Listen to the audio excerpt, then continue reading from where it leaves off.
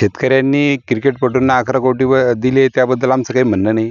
त्यांनी देशाचं नाव उज्ज्वल केलं त्याबद्दलही त्यांनी 11 कोटी दिले त्याबद्दल काही नाही. पण शेतकऱ्याची परिस्थिती खूप भयावह आहे. शेतकरी दिवसभर वखरा मागा असला त्या वखरावर तर दिवसभर किती रन काढतो, लाखो रन काढतो. त्याची किती दैन्य अवस्था, पण काय कमीत कमी तो कशासाठी काढतो, त्याला बक्षीस मिळावं म्हणून नाही.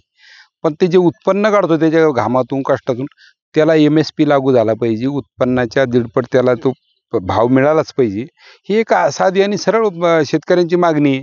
स्वामीनाथन आयोगाची आयोग जो लागू केला पाहिजे, ही सगळ्या सरकारांना मागणी, ती आतापर्यंत होत नाही. ती जर लागू केली तर आम्हाला कोणाचं अनुदान हे ते काही मागायची गरजच नाही ना. हे काही 5,000 हे आता त्यांनी दिले का देतात ते काय विषय, पण ही सिस्टम नाही पाहिजे. ज्यानं उत्पन्न काढलं त्याला क्विंटल मागं काहीतरी सबसिडाईज करा. आणि लोकांना सरकार काय म्हणतंय, शेतकरी कमी टक्क्यात आहे, खाणाऱ्याचे तोंड जास्त आहे, आम्ही खाणाऱ्याचा विचार करतो. अरे खाणाऱ्याचा विचार करा तुम्ही, आम्हाला त्याचं काहीच म्हणणं नाही आहे. पण आमच्याकडून माल घ्या, त्यांना फुकट वाटा, पण आम्हाला पैसे, आमचा उदरनिर्वाह, आमच्या मुलांचं शिक्षण आहे त्याच्यासाठी आवश्यक आहे ना. आमच्या कष्टात आम्ही तुम्हाला मालाचं मोल द्या, तुम्ही लोकांना फुकटात वाटा, आमचं काहीच म्हणणं नाही, आम्हाला आमचे पैसे द्या. कोणत्या शेतकऱ्यानं मोटर चालू केली, पाणीच नाही, मोटर चालू करायचीच नाही, 5,000 रुपये देतो.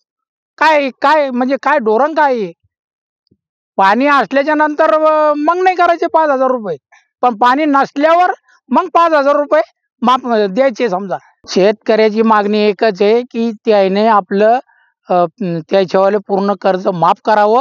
हो, आणि हे लाईनीचं जे आहे ते समजा त्याच्यात काही मोठं पाणी असलं तर चालू करतो, नाही तर शेतकरी चालू करत नाही. म्हणजे लाईनीचा काहीच विषय येत नाही याच्यामध्ये. 5,000 रुपये माफ केले म्हणजे काही हे काय चालूच नाही केली तर त्याचे माफच आहे ना ते.